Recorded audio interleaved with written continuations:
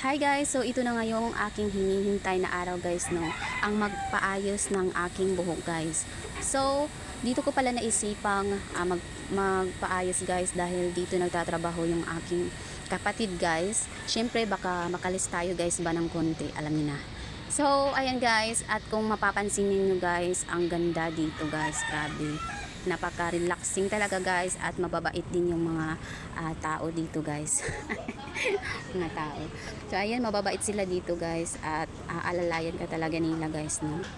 So ayan, bago pala ako pumunta dito guys is anong tawag nito sa Tagalog guys, yung nananghid, basta nananghid ako guys ba kay Lorenzo na punta muna ako dito kasi ipapaayos ko yung aking buhok.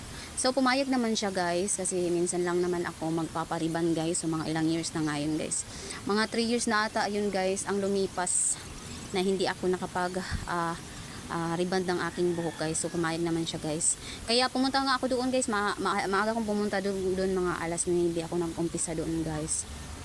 Tapos guys, natapos kami ng alas 6. Grabe ang tagal guys, no. So isa din guys sa pinaka-hate ko guys sa mag-riband, kapag ni-riband ako guys, no, kasi sobrang tagal guys. Lagi ka nang nakaupo, pero kailangan kong ang tawag nito guys sa Tagalog, yung kailangan kong pugusin ba yung aking sarili na gawin, kasi hindi na talaga makaya ng aking buhok, kasi sobrang tigas na suklayan guys, ang sakit-sakit suklayan, yung maiiyak na talaga ako sa sobrang sakit guys. Hindi naman pwede guys na upawin ko tong aking buhok, kasi hindi naman tayo lalaki, babae naman tayo. Tapos importante din sa atin guys kung maganda yung ating buhok guys, kasi gaganda din naman tayo guys, no. Ayan, bagay din kasi sa akin ng mataas yung buhok guys, no, kasi medyo circle yung aking mukha, kaya kailangan ko talaga na pataasin ang aking buhok. So ayan, minsan talaga guys hindi ko talaga maiintindihan kung tama itong pinagsasabi ko guys, kasi nahirapan talaga ako mag-Tagalog guys. So kayo nang magsabot sa aking Tagalog guys, no. So ayan, medyo matagal-tagal na din kasi akong hindi nakapunta ng Manila Zoo. Kasi hindi na din ako makakapunta doon, kasi hindi naman talaga ako taga doon. Nagpunta lang ako dati doon sa Manila Zoo. Manila Zoo.